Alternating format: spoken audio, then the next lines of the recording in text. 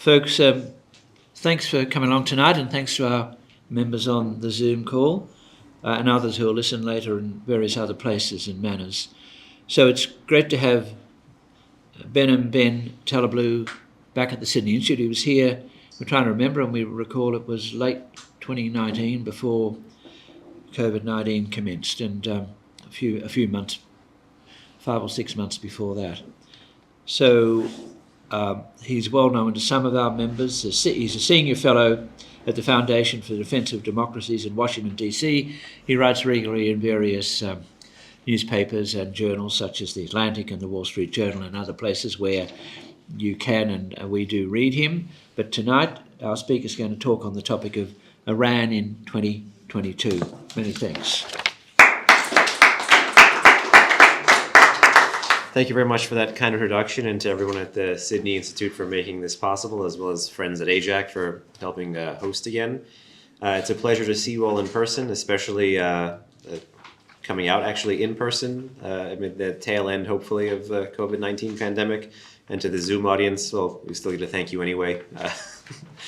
Last time I had the audacity in the pre-pandemic era to wear an ascot, so I thought the fashion statement I would show off today would be the braces. So if I'm invited again 2 years from now, who knows what item I should don, maybe a bow tie or a cummerbund or something, but we can cross that bridge when we get there.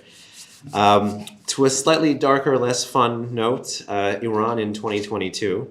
It may not be at the tip of your minds, or unless you focus on things like the nuclear deal or terrorism or non-proliferation or ballistic missiles or a lot of other fun topics. But I want to dig a little bit deeper about what's been going on in that country, particularly since we last spoke and how that affects everybody. In 2019, when I arrived in Sydney, it was September, and I think it was just a day or so after that historic strike by Iran at Saudi oil facilities, probably the most important oil facilities in the world in eastern Saudi Arabia, where they took off quite a bit of that country's oil export output for quite a while, using drones and cruise missiles launched from their territory or Iraqi territory. It's still somewhat debated, but many do believe it was launched directly from Iranian territory.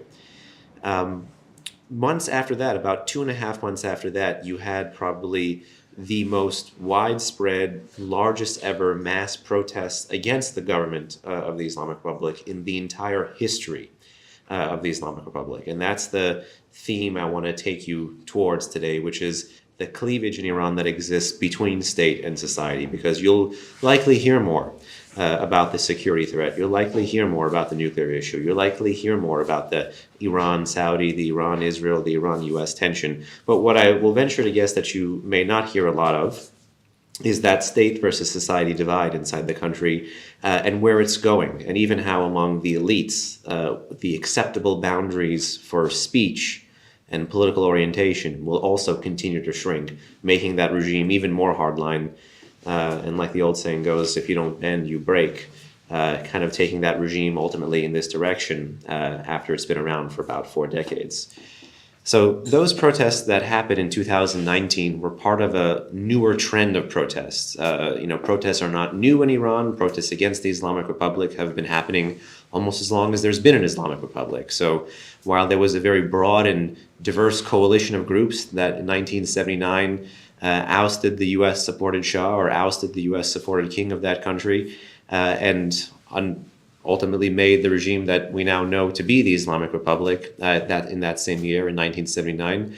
That was a wide group, included various kind of leftists, communists, Marxists, Islamist communists, Islamist nationalists, and a few others. And in the 4 decades since, the regime has used inter-elite competition, factional disputes, but also, perhaps most importantly, a whole series of foreign policy disputes to narrow that political spectrum. So what birthed the regime through a very wide coalition or coalescence of voices ended up becoming an ultra-narrow, ultra-hardline, kind of cohesive set of voices. And every decade you've seen figures rise and fall to prominence. You've seen many Western reporters, Western analysts, Western governments even realize that the president in Iran is actually not the ultimate arbiter of foreign and security policy, that the president is actually not even the most important political, economic, military, or religious official, that title goes to someone whose title is meant to be taken quite literally. That is the supreme leader of the country.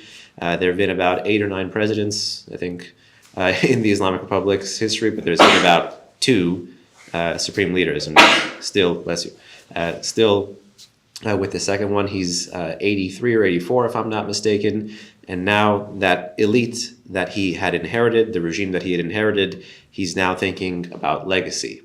And in the way that he's been thinking about legacy, you've seen them pursue an even more aggressive foreign and security policy, but there's also been more of this contraction that we've been talking about.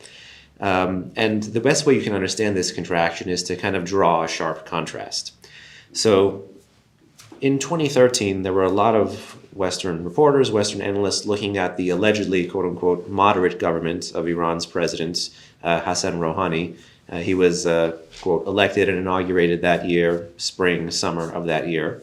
And many were talking about the number of Western PhDs in his cabinet. I think it was quite a large number of Western PhDs in his cabinet, not just American, but Western.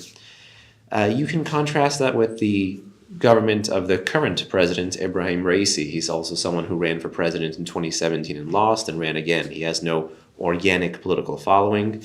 Many people say that he would be next in line to replace the current supreme leader, so potentially he could be the country's 3rd supreme leader.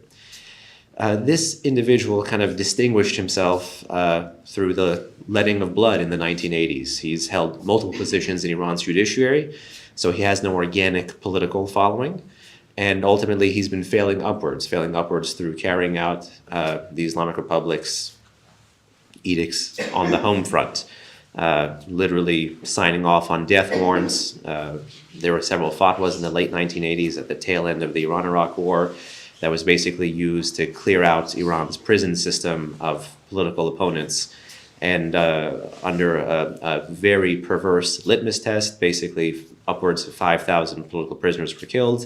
And he was one of the 4 judges who had been signing off on these things. And this person was about 29 years old when he was signing off on them. There's audio recordings of them. There's audio recordings of one of the potential successors to the founding father, if you will, of the Islamic Republic, actually protesting and reprimanding these judges for what the crime they were about to commit to sign off on these certificates.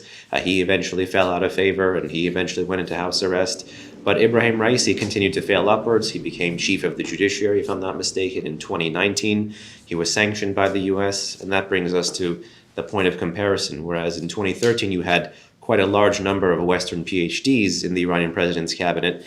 Now, in the cabinet of Ebrahim Raisi, you have about 40%, so just under half of that country's cabinet is subject to some kind of foreign political economic penalty, some kind of sanctions. And I'm not just talking about US, I'm talking about EU, UK, UN, and even Interpol. So it's a qualitatively different kind of cabinet. And how does that relate to the political housekeeping and that narrowing boundary of political space, and again to the protests in 2019? It's essentially to tell you that that aggressive foreign policy you see is also reflected towards an even heavier hand at home. And that's the point I'd like to instill in you guys today, have you guys take away with, that there's this increasing comfortability with the use of force. There's this increasing comfortability with the foreign aggression, domestic repression paradigm.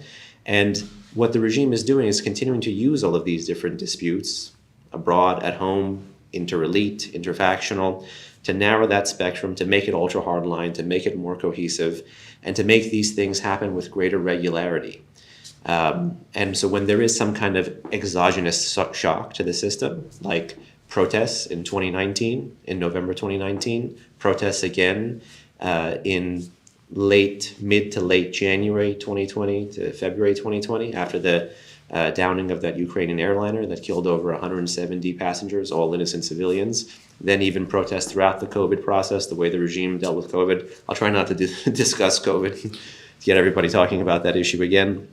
But that also was a political issue inside the Islamic Republic, rejecting of some foreign aid, rejection of some vaccines. There was even drama, not just with the US, but even with the Koreans more recently, who were offering face masks. That's, again, a source of tension in the regime. But ultimately, moving into that series of protests, I mentioned that there was a series of protests inside Iran as long as there's been an Islamic Republic.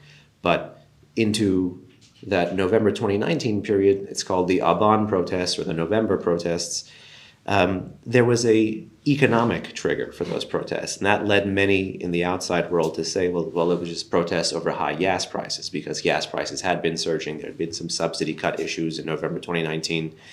And it led many Western reporters, Western analysts, even Western government people to see the initial mass uprisings, which kind of did not begin in the capital, contrary to protests that you saw in 1999 that were sparked by a political trigger, the closing of a reformist newspaper, or 2009, again, beginning in Tehran, the response to a botched election.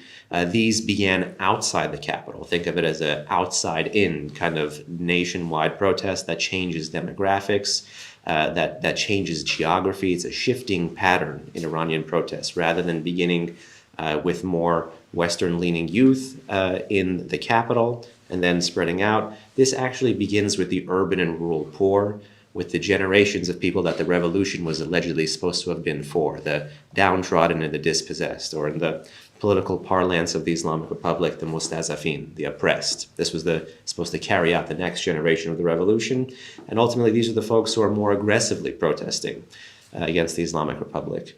So contrary to that 1999-2009 paradigm, where a political trigger begets a protest starting in the capital, 2017 to present, with the onset of much foreign pressure, particularly from the US, you actually get, again, this domestic nationalist kind of protest, that outside-in, urban, rural poor that we had talked about. But 2017, at the tail end, in response to an economic price shock over the cost of eggs, 2018, throughout the first 6 to 7 months of that year, sustained into the summer, many, many different kinds of strikes, many different kind of nationwide protests. Again, same dynamics, urban and rural poor, downtrodden and dispossessed. It continued into 2019, 2018 to 2019. There was some flooding again in Iran. Any kind of trigger, environmental, social, but particularly economic. And this was basically the Iranian people showing in the lead up to that November 2019 protest that they would use any available medium to signal their dissatisfaction with the current governing elite. And willingness to use non-political issues, the environment, for instance, willingness to use the regime's downing of the civilian Ukrainian aircraft in the mid-January of 2020, the one that the regime shot down in the same time that it had launched ballistic missiles against those two bases in Iraq after the killing of Soleimani, who was Iran's chief terrorist mastermind that the US had killed with a drone strike on January 3rd, 2020. The Iranian people were using even foreign policy issues to discuss and publicly signal that there was a very different kind of view and value system that they held that the governing elite inside that country did not hold. And you can see this represented in their slogans, for instance, starting in 2018, 2019, in that same evolving pattern of nationalist protest. There's a slogan said about Iran's involvement in Syria, for instance, that begins to reprimand the regime for the blood and treasure and even national reputation spent defending a genocidal regime like the Bashar al-Assad regime, which also had gassed its own people, which was particularly stark in the minds of the Iranian population who had suffered chemical attacks several decades earlier during the Iran-Iraq War. So ultimately, one of these slogans was, "Forget Syria, think about us," or in Persian it was, "Suriya ro raha kon, fikri be hal ma kon." So it had that nice rhyme at the end of it as well. You can even trace some of it to 2009, for instance. One of the most famous ones was about Iran's support for Palestinian terror groups and some of the proxy organizations the regime has in the Levant. One of those slogans was, "Not Gaza, not Lebanon, my life for Iran." And that had been a slogan repeated through multiple iterations of protest. And both of these two slogans were chanted for about 6 or 7 days in 2019 in November, when a surge in gas prices right at the middle to tail end of that month had triggered that same exact convalescence of forces. Nationalist protesters against an Islamist regime, a post-revolutionary society coming out to protest a revolutionary government, and so on and so forth, all those other factors of dissonance that we had talked about. And looking at these variables, there is one that you have to also add in, which is violence. the level of the state violence against these nationalist protests into present was something that was relatively undocumented before and relatively unseen before. For instance, there was a Reuters assessment at the end of 2019 that had 3 sources in Iran come up with this figure, that there was 1,500 people killed in the 6.5, 7-day protests. And they were killed during those protests in November when there was a nationwide internet blackout. And this is something pretty salient to take note of, because it's an evolving state or repressive kind of apparatus response to this shifting pattern of protest, where many of you may know this paper of record in Washington, in the States, back where I live, the Washington Post. They have this line, which is it's like a tagline, democracy dies in the darkness. And most unfortunately, it's not just democracy that dies in the darkness, it's the Iranian people that died in the darkness when they couldn't coordinate their messages internally, when they couldn't get videos of what they were doing out abroad. It became, again, a way for the regime to use that massive anvil, that massive hammer, use that surge in violence against protesters in a very overt and kind of grotesque way, without wanting to be seen as having to pay the cost for it. So no media coverage, greater repression. And this is an evolving thing that we see in newer patterns of protests, and something that we saw with the protests that began this May. So this May, that new ultra-hardline president, who's about to come up on his 1-year anniversary this month, Ebrahim Raisi, that person who I told you was failing upwards in his career, his supporters had talked about earlier in the spring needing to perform something that they had labeled economic surgery, which in the proximate, very short-term period, they were saying was tied to the impact of the Ukraine war on the Iranian economy, whether you consider it to be over wheat supplies or vegetable oil shortages, or even shifting patterns of global trade that come on the back end of pandemic-induced supply chain shocks for that country. There had already been the Iranian economy that was in a pretty weak position. And then, of course, the lingering or continuing effects of sanctions, which were still there but were diminishing because the Biden administration in Washington retained many of the penalties that it had inherited, but was not actively enforcing them because it was seeking this resurrection of that 2015 nuclear deal that the Obama administration, along with international partners, had agreed to with Iran. The Trump administration had left, and the Biden administration was trying to resurrect it. So it had that lingering economic effect, pandemic effect, plus, of course, the mismanagement at home. And then the regime had this food subsidy issue. And in response, the regime had actually drastically cut some of these subsidies in response to this kind of intoxicating brew of economic issues that particularly had caused massive supply shocks and massive inflation, plus, of course, in the short to medium term, very significant price hikes in essential staples, what had become newfound staples, to even include enriched grain products like pasta, well beyond traditional staples that included rice and flour, but even to things like pasta in the average Iranian diet today. And that had triggered several days of mass protests in Iran, beginning with the same newer geographic and demographic pattern, beginning in Iran's southwest, where there's 2 large different ethnic minorities. There's the Bakhtiaris and, of course, the Arabs. And then the protests spread out from the country's southwest throughout most of the nation. You even had some protests in Tehran. But again, the capital not being the focal point is this major new kind of critical thing to take away in this shifting pattern of protest.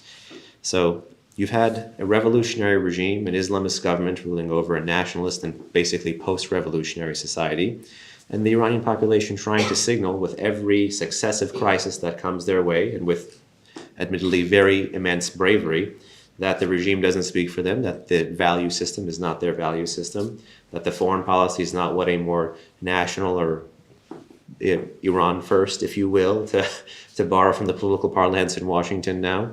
It's not what that foreign policy would essentially look like. And it all matters because it means that in this period of elite contraction, when you have the government willing to coarsen, willing to narrow, and even kind of move the system further and further to the right, In the kind of the parlance of the country's supreme leader, they talk about this thing called the train of the revolution, or in Persian it's the Qatar Inqilab. It is, imagine a train leaving a station and essentially shedding cars as the train continues to go along the track.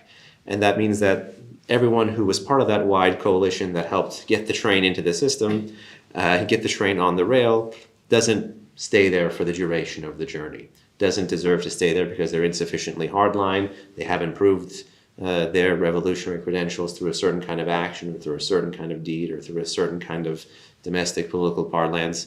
And ultimately, the train loses cars and the train speeds up towards its destination.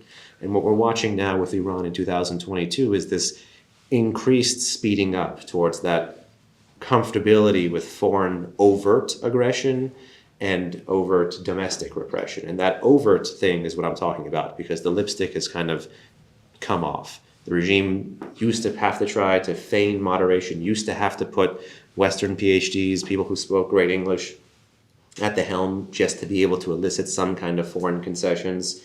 Now it's a fundamentally different equation. They believe that they can have their cake and eat it too, advocate aggressively on behalf of their revolutionary values, continue to try to live and manage violently and mitigate violently this dissonance between state and society, something that a lot of other neighboring countries about a decade ago showed you during the Arab Spring was basically an untenuous proposition, that ultimately this was something that was not stable.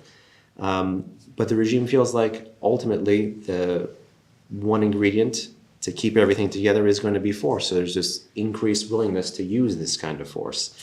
So moving into the tail end of 2022, I would suspect that the next crisis is going to trying to predetermine what the next crisis is going to be. It's going to be like trying to find a needle in a haystack. You simply have to be ready, whether you're a human rights advocate, whether you're a journalist, whether you're a lay citizen, whether you're a policymaker, whether you're someone who's simply interested in this country, whether you have family there, whether you're from there, whether you have friends who are from there, is to know how relatively volatile that situation is. I know sometimes Iran may actually draw a stark contrast, but that really just shows you, when it draws a stark contrast with some of its neighbors, how unfortunate the situation, for instance, the situation of its eastern neighbor Afghanistan is, that you have, again, more Afghan refugees and more migrants from some of those areas into Iran. On the western flank, for instance, you had some migrants, refugees after the 2003 Iraq War. But it's a very tenuous situation, but it's one that the regime feels increasingly comfortable in. And it's that kind of hubris, that kind of elite hubris, you could say, that comfortability with using violence to manage and mitigate that tension, which is actually ultimately going to beget the next round of protests and ultimately going to beget that next cycle of violence from the state against the society. So I don't come with you with great news today. Iran in 2022, the picture is not good. There are different macroeconomic indicators that we can talk about. For instance, there's things that the regime is doing to generate revenue illicitly, at least illicitly in the face of the existing sanctions that remain, that the U.S. Treasury continues to try to selectively enforce. At least since this May, it's been trying to enforce some oil sanctions, some petrochemical sanctions. Petrochemical sales are through the roof, but no one in that society is actually feeling the impact of that. There is an increase in regional trade, for instance, between Iran and some of its neighbors. But when you look at society, no one is actively, again, feeling the trickle-down effect of that. And this combination of the regime being able to generate some kind of funds, but the people not being able to experience or feel the effect of where those funds are generated from, with or without sanctions in place, will ultimately mean that those funds will go to the things that at the foreign policy level or the overt kind of public security policy level abroad means that we're going to be seeing more of the activity that has kind of made and sustained this regime as the world's foremost state sponsor of terrorism. So, there was a time when we laughed when Iran thought it would, when Iran had downed a U.S. drone, maybe more than a decade ago, with or either some people said the drone, this surveillance drone, the RQ-170, it's an American surveillance drone, had been downed or had crashed in Iran, I think about 10 or 12 years ago. and people were talking about the changing patterns of Iran's drone employment and would Iran ever be able to develop such drones. Now you're reading in the press that allegedly Iran is going to be transferring drones to Russia to further underwrite Russia's kind of irredentist and imperial actions in Ukraine.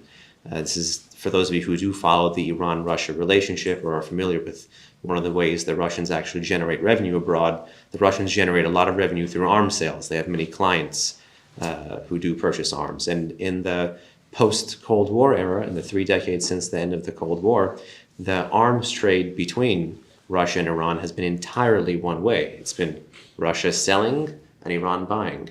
And this changing kind of evolution in Iranian capability, where they actually do have this robust drone power now, means that the pattern could go entirely in the opposite way. And it raises the question, again, this is more of a foreign and security policy than in Iran in 2020, but we can unpack some of those threat vectors, changes in the nuclear program. Why is the regime saying no to a U.S. deal so far? What's going on the missile front? What's going on the Israel, Saudi, U.S. front?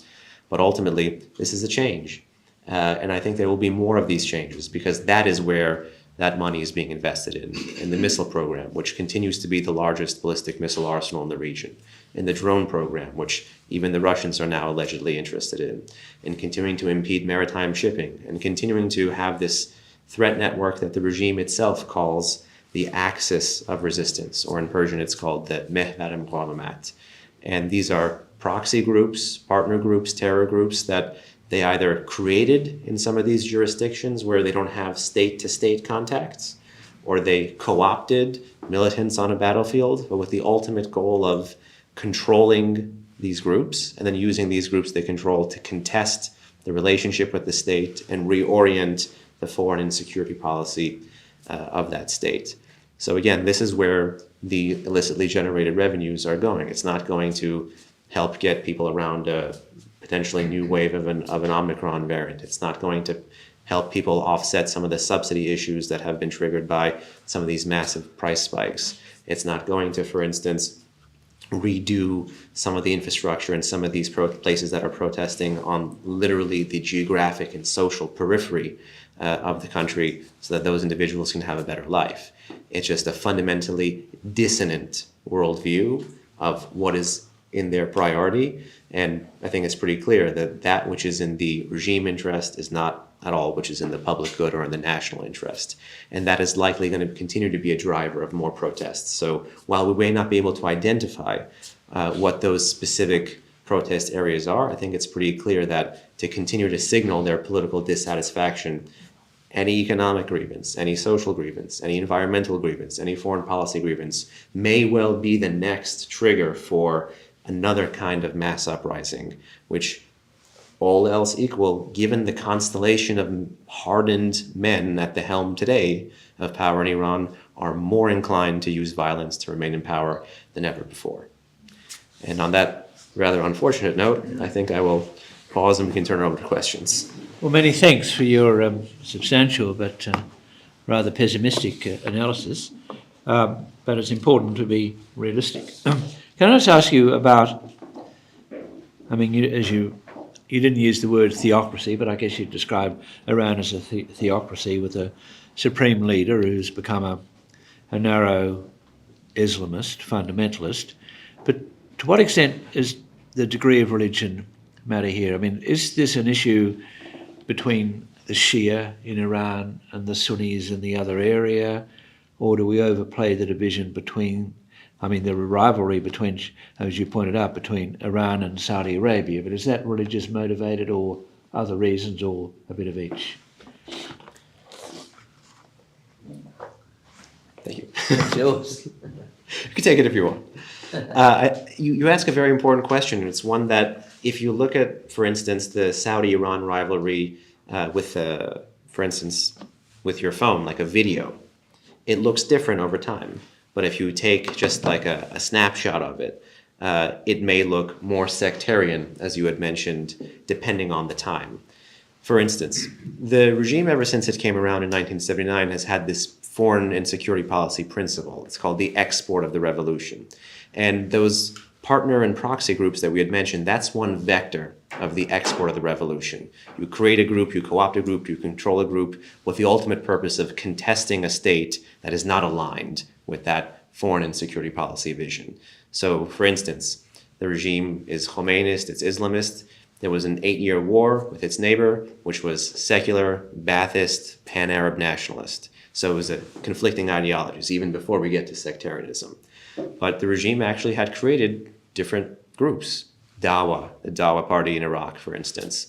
Another group, the Badr group, the Badr Corps. This was, Iran's first armed proxy in Iraq right after the 1979 revolution. So it uses these groups, political groups, militant groups, terror groups, religious organizations, charity organizations, to kind of further that message. In the case of Saudi Arabia, for instance, yes, obviously there is that sectarian difference. There's even a quote from Khomeini I had found near the tail end of his life. Khomeini's the founding father that we had discussed of the Islamic Republic, where he talks about, if, and I'm paraphrasing the quote, but the quote is out there, we can find it. I think I wrote it in a 2014 or 2015 article about Iran's tensions with some of the Arab states of the Persian Gulf. And ultimately, he's saying that even if Iran gets over some of the other foreign policy issues, I think he says even if Iran overlooks America, if Iran overlooks Saddam, it will never forgive the Al Saud. So there is that very strong, strident ideological tension between these two states. But then you can zoom out a little bit. Pre-revolutionary, there's the geopolitical competition for oil markets. At that time, prior to the revolution, also there was competition for who would be the greater pillar. At that time, it was obviously very clear that it was going to be the Iranians would be the greater pillar of the Western-led order, or the kind of pillar of stability of the region. The Saudis were the economic, the Iranians were the military and economic kind of pillars, in what had many called the Nixon administration's twin pillar policy in the Persian Gulf. That all changed with the 1979 revolution, but there are some geopolitical or structural differences in the tension as well. But when you look at this export of the revolution in the aftermath of the revolution, so from 1979 to present, you see an ecumenical approach rather than a sectarian approach at times. So to get over some of the things that could automatically put Iran in the minority box, so majority Persian in an area that is majority non-Persian. You have majority Arab. You have majority Shia country in an area of the Muslim world which is majority Sunni. So one way that the regime had actually gone around some of these ethnic and sectarian religious minority status issues that it had after 1979 was to simply not use them and to frame its competition in non-sectarian ways. So Saddam, for instance, during the 8-year war with Iraq, Iran didn't frame it as a war, Sunni versus Shia. Iran framed it as a war between truth and falsehood. Who is the better Muslim in that sense? And you've seen this rivalry change. For instance, with the rise of an Islamist party in Turkey, with the AKP, led by Erdogan, and now next year is a very historic year for those of you who follow Turkish politics, because 2023 is going to be the centennial of the Turkish Republic. And imagine what a sharper contrast the Turkish people would have. In 1923, you have kind of the father of modern Turkey, the father of Turkish secularism, Mustafa Kemal Ataturk, literally father of the Turks. And then a century later, you have Recep Tayyip Erdogan, Islamist political activist, jailed, turned politician, turned prime minister, turned autocrat, turned president, who may be in a similar position to someone like Putin, where he may have to occupy that position for life for his own kind of domestic, legal, political issues. I'm not a Turkey expert, but you see that very sharp ideological contrast in the turn Turkey has taken in the latter portion of this timeline here. But these two non-Arab but Muslim states, which also have a history of rivalry and competition with one another, they vie for leadership of the Muslim world through the competition of who is the greater champion of the Palestinian cause, for instance. That's one vector for their competition. And then this is transposed to, where are their views aligned or misaligned on Syria and elsewhere. But with the Saudis, they've borne the brunt of this, and everyone who is in that axis, the vast majority of these actors that are in this axis of resistance are Shia, which is that same sectarian group that the Islamic Republic is, but not everyone. So for instance, Sunni Hamas is in the axis of resistance. The Houthis, who are in Yemen, the Yemeni rebels who have been fighting since 2015, they're literally doing things like using child soldiers, absconding with humanitarian aid, launching missiles at population centers, and yet the U.S. recently removed them from the terrorist organization list in 2021. It's a political issue, don't get me started. But they are not even the same kind of Shia as the Islamic Republic. The Islamic Republic is it claims to be home to the mantle of mainstream Shiism. So the majority of Shiites in the world are 12er Shiites. The Shiites in Yemen, they're Zaydis, or what they're also called 5er Shiites. So within a sect, they even have sectarian differences. But the Islamic Republic is trying to paint over these sectarian differences with its Khomeinist interpretation. So when you look at Iranian soft power outreach, or the Islamic Republic's soft power outreach in places beyond the Middle East, you could look at sub-Saharan Africa, Nigeria, for instance. You could look at South Asia, Pakistan, for instance. You could look at South America, Argentina, for instance. It uses a different diaspora group. The Lebanese diaspora in South America is quite large, but it uses an ecumenical approach to even try to get native recruits, converts. And in that sense, it doesn't play the sectarian card. It tries to, if it's going to try to recruit someone, or anyone really, the most fundamental thing that it's looking for, the point of entry, is not shared ethnicity, it's not shared faith, it's not shared sect of that faith. The kind of least common denominator and the point of entry is political orientation. Meaning, does this individual harbor an anti-status quo, an anti-Western political orientation? That is the point of entry. From there, it gets easier and easier if you have these commonalities, co-religion, co-sectarian, co-ethnic. But those are not sufficient conditions. There is only one sufficient condition, which is the political orientation. These are things that enhance the ties, but that entry point is exactly why the regime has in many ways a much more global apparatus than may meet the eye. And it has a much more unique kind of competition with Saudi Arabia beyond the Middle East. There is a great book or a report waiting to be written by an Iran analyst and a Saudi analyst that draws on the language of competition between the US and the Soviet Union during the Cold War, which at that time many analysts called it the missile gap, meaning the gap between the number of missiles the U.S. has and the number of missiles the Soviet Union has. I think if you look at the two different kinds of Islamic and Islamist outreach of these two regimes over time in the past 4 decades, you could write a great book or a great report looking at the non-Arab world and call it the minaret gap.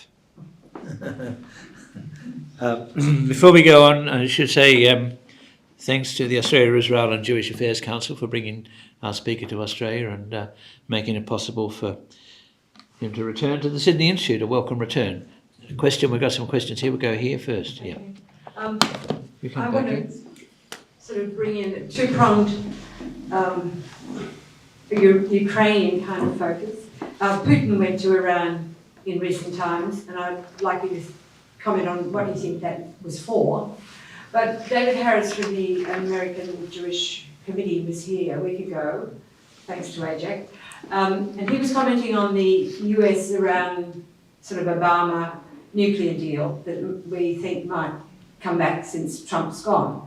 But he spoke of Iran being suspicious now because Ukraine gave up its nuclear weapons only for Russia to invade, and that they see that as the result of having done a deal that had no consequences of good for Ukraine. So they see that could happen to them in any kind of deal on nuclear weapons. So could you pop those two things together and comment on Iran and the nuclear deal and Putin? Sure.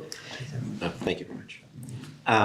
There is much more than meets the eye in this new axis, and axis is again the kind of a word du jour here. We have the axis of resistance, but you have this new kind of axis of states rather than that axis of resistance which was the non-state actors that the regime created or co-opted. There is this kind of broader foreign policy network the Islamic Republic has cultivated.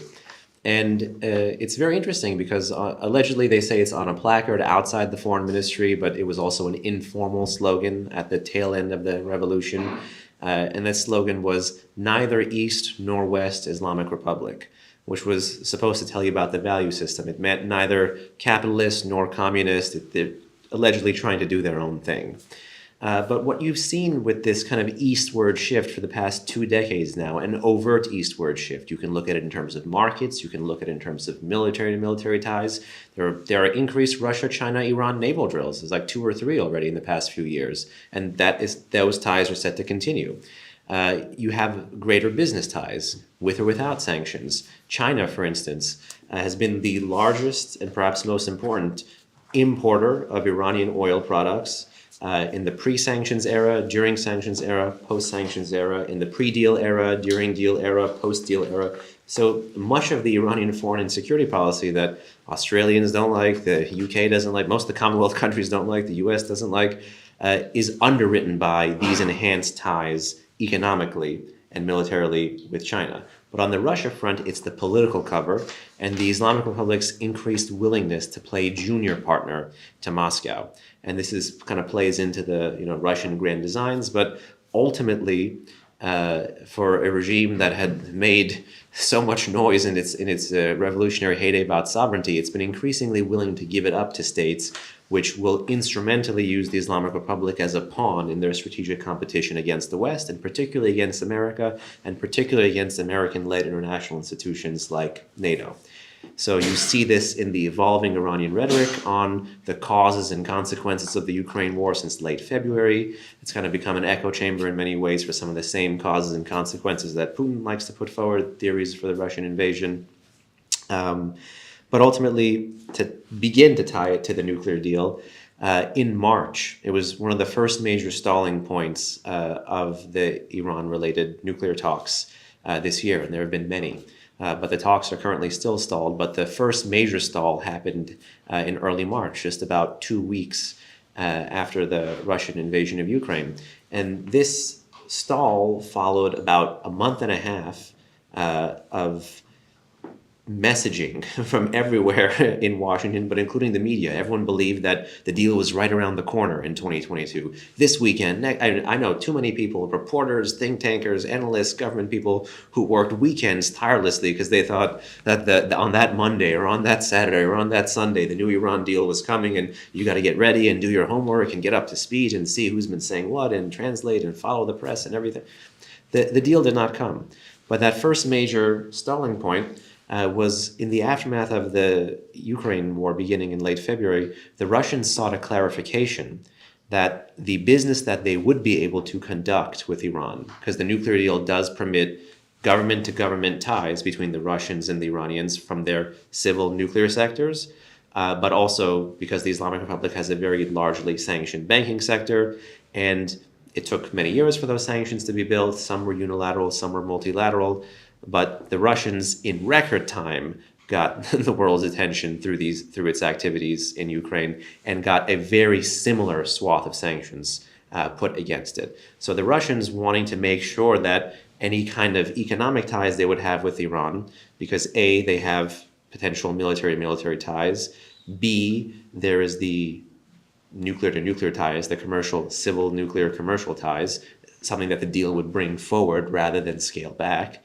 And C, the Islamic Republic has many decades of experience of working around multilateral, unilateral, bilateral, majority Western-led sanctions, whereas the Russian Federation doesn't. And that's actually a skill set that the Islamic Republic has, and it's probably something that the Russians are very eager to learn about, how to use the international banking system to continue to do things that you want to do for your foreign policy, and continue to bring the ire of the international community upon you. It's how the Islamic Republic has been able to survive the Trump-era maximum pressure sanctions, as well as its own mismanagement, as well as the lingering effects of some of those sanctions. So ultimately, I think that troika of forces, the willingness to bust sanctions, the willingness to grow commercial nuclear ties, and the willingness to grow military ties, is what got the Russians to pause the nuclear deal talks in March. And you can go back and look the first week of March, many thought the Russians had torpedoed the talks. And people were trying to read something into Iranian President Raisi's visit to Moscow that spring. and then ultimately try to come up with something about fraying Russo-Iranian ties, when in reality the Russians were simply looking for a sanctions carve-out. And unfortunately, it appears that they got it, but there still is no deal. And as to the lessons of that Iranian mistrust, I understand the logic and I agree with the logic, but I don't believe that that is the motivator for the Iranians. In short, one of the main reasons, I believe there's four main reasons why the Iranians still have not said yes to a deal that, if you look at it in terms of macroeconomic reasons, would benefit them, and also in terms of nuclear reasons would benefit them, because it wouldn't actually prohibit them from developing a bomb. It would in many ways give them what many call a patient pathway to a bomb. The nuclear deal that was agreed to in 2015 is basically a large timeout. It's not a solution to the problem. It's an attempt to manage the threat. In my view, it's a poor attempt to manage the threat. In the view of others, it's better. But basically, it's a Faustian bargain between Western economic pressure and select Iranian nuclear concessions. And this is supposed to go away in majority after about 5 to 10 years, but much of it is given up front. And this is supposed to scale back for the first 5 to 10 years, and then it can ramp up after. So it's allegedly supposed to build trust in this 10-year period. Now, the Iranian desire for a weapon, in my view, has not changed. If you look at the regime's foreign and security policy, who would pay this immense cost for a program to generate less than 2% of your electricity? Clearly, there's an overwhelming, overarching strategic orientation for this program. And it wasn't about, in my view, the post-Soviet Ukrainian decision to give this away. Rather, I think the Islamic Republic looks at the North Korea example, contrast that in their view with the Iraq example. They have a bomb, they're still there. He didn't have a bomb, he's not there. And then already the suspicion and everything and the misperception and misinterpretations about the West put on top of the Libya example, which is the alleged trading away of the WMD in 2005, and then when the opportunity for a velvet revolution or whatever came around, kind of vindicated in the regime's worldview that they'll sell you out anyway. So their mistrust was already well baked in. Was it well earned? No, because I believe that they own the lion's share of the blame for their own situation. But ultimately, this is their view. Now, we've got a few people on the call, so I've got to be. Diane, I'm going to go here, then we're going to go down there. Then hang on, we're going to go here, and then I've got one here, then we'll go there, and then I've got another one here. Okay, so we've got to be quick. All right. Are the protests that you talked about an unrelated set of episodes, or are they the building of a movement? Could you also talk about corruption in the leadership and collapse of agriculture in Iran? Very quick response. I couldn't do the collapse of agriculture sufficient justice, but with increased desertification and even drying up of many of the regime's lakes and a lot of needless dam building, because the major contractor is an Islamic Revolutionary Guard Corps contractor, so it's more of a profit motive than a environmental or water management kind of motive for them. That kind of explains some of the poor environmental and agricultural issues. But to back end into the movement, yes, definitely 2017 to present represents a massive shift in the popular psyche of trying to reform the system towards outright, overtly embracing revolution. And again, this can be seen through the slogans. This can be seen through protester demography, protester geography, the increased willingness of the protesters to go after taboo subjects, and the increased willingness of the state to use violence against the protesters. So that tells you there's a significant shift in the discourse. And that begins when you draw an end point with 2009, the failure of reform, and then from there on, and then starting in 2017 overtly to present, the outward coveting of revolution. So that is in many ways a gigantic shift. The open question is, what role will the capital play, which has the most in terms of the population density and number of people living there, what role will that play? And what role will exogenous shocks play, like the potential death of the supreme leader, potential conflict over the nuclear program, potential changes due to sanctions if there's a new nuclear deal? The exogenous shocks part is still the one that is least understood, but those are the shocks that we can pluck. The pattern of protests that respond to things like environmental, social, economic crises, those are the ones that are still hard to track. We just know the subject matter. We don't know what the potential incident would be. Just a quick one from Terence Lobbett on the Zoom. What's your assessment of political and ethical wisdom of the Soleimani assassination and during the Trump administration by that drone? Just a quick response.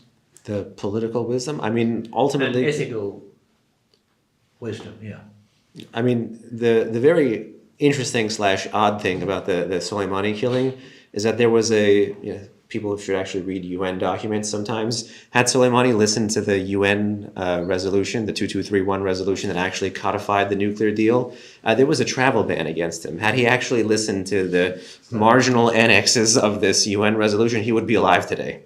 The thing is, Soleimani treated most of these Arab countries as if he had laissez-passer, this freedom of travel to move. And this is what in many ways in the past 2 decades has gotten this surge in Arab ire against Iran, because what Soleimani was doing was not sampling the fine cuisine of Iraq and Syria. What Soleimani was doing was creating those militia groups, doing things that basically set elements of society against each other, and treating Syria, Iraq, Yemen, Lebanon, countries that the regime in the past has called 4 Arab capitals, that the country that Tehran does control, as basically a battlefield for its strategic competition against Israel and its strategic competition against America.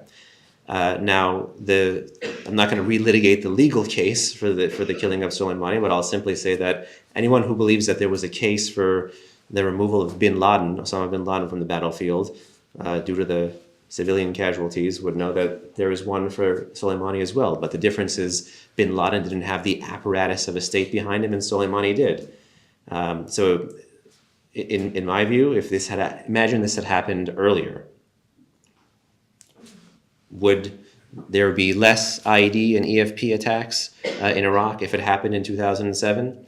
I'll give you a corollary to that. In 2007, that was just not an arbitrary date. I just give that because that was the date in October 2007 that the branch of the Islamic Revolutionary Guard Corps he commanded was sanctioned under counterterrorism authorities by Washington. But the entire Islamic Revolutionary Guard Corps was not designated its entirety until 2017 or until 2019. So it took Washington a decade to even process, is this group a terrorist organization?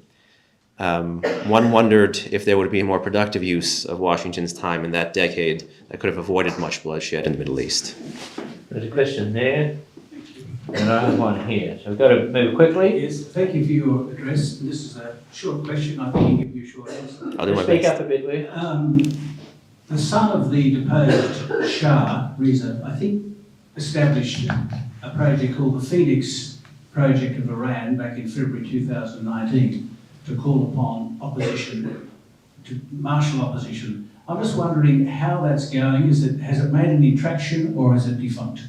I don't know, and I was familiar with the launch of that entity, but I don't know. I haven't been following its updates. But something very interesting about him, for instance, many kind of are allergic to the Pahlavi name in Washington. I'm not particularly sure why. The most interesting thing is in this increasing 2017 to present period of nationalist protest, that's the only person's name that is actually chanted. His grandfather's name is chanted. His name is actually chanted. It's actually very interesting. I gathered that. I wondered whether it was gaining traction, particularly with the younger ones. Yeah, but it's not a youth demographic thing. It's actually it's more like a finger in the eye in the regime, and out of any opposition so far, this is my kind of non-empirical assessment of just reviewing protest slogans, videos, things on social media. It seems to be really the only opposition entity that is chanted by the people domestically inside Iran with the start of the 2017 to present nationalist protests. So I haven't seen any other opposition name chanted. Thank you. Okay, we've got to be very quick, and a quick response to this one. I'd like to ask, why are the 5+1 nations anxious to revive the nuclear deal despite professed opposition to an uranium bomb? Why are they? Why are they anxious to revive the deal despite their professed opposition to an Iranian bomb? Well, you would have to break out part of the P5+1. So you have the Americans, the Europeans, and the Russians and the Chinese. The Russians and Chinese on the P5+1, to be very short, I promise, basically function as Iran's lawyers. They have mercantilist interests with the Islamic Republic, and empowering the Islamic Republic ultimately empowers them because it allows them to basically sick the Islamic Republic on America. The Americans, it's a complex, divided political question. I think now, unfortunately, the Iran deal has become a partisan issue. Republicans versus Democrats, the Obama legacy versus the Trump legacy, and it's likely going to be caught up in that. The Europeans are the most interesting to actually watch, because while the Americans and the Iranians have left the deal, the Europeans, in their view, believe that they have been the adults in the room throughout the process, and they remain at the table. They actually just recently tried to continue to try to get the two sides to talk again. It didn't work, but there is a troika of forces propelling European interest in this deal. Perhaps, maybe not a troika, but a quadrilateral of four forces. One is philosophy. Unlike the Biden administration, which has actually changed some of the Obama administration's goals, the Europeans believe that you can change the regime's behavior over time and with money. The Biden administration is not pursuing that line of thinking, even though the previous Democratic administration, the Obama administration, which got the deal, did kind of espouse that you can kind of change their behavior over time and with money. So number one, in terms of philosophy, they believe the deal would have still a moderating effect. Number two, politics, the politics of the EU. The JCPOA, the Iran nuclear deal, remains a key foreign policy achievement of the European Union and of the European Council. The European Council was pretty instrumental in many of the resolutions that contain some of the sanctions leading up to the deal. So bureaucratically, politically, structurally, it's a win that they don't want to dispense with. So for the legacy reasons, the political reasons, they want to keep it. Number three is the mercantilist reasons. For the business, the economic reasons. Again, the Europeans would stand to have significant trade if you have a deal that removes many of the Western economic impediments to business with Iran. And number four, this is where the dissonance is probably going to be the greatest. They continue to make the case for the counterproliferation merits of the deal, meaning that they believe the nuclear deal has good nuclear merits, whereas very interestingly, even the Biden administration is changing a little bit on this point. They talk about not solving the Iran nuclear issue, but just merely capping it. Potentially given the high cost of gas right now, many are trying to look at it at a potential re-entry of an Iran nuclear deal, not as a nuclear-only deal, but as a potential oil or economic deal, because it would bring more Iranian oil on the market and thus help diminish cost given supply. And then ultimately, I think these four reasons explain European attachment, and are the four perhaps least understood, because we tend to look at the American and then the Russian and Chinese one, but these four, I think, are perhaps the most important. So with a minute answer, you were here nearly 3 years ago. If you come back in 3 years' time, what do you think you'll tell us then?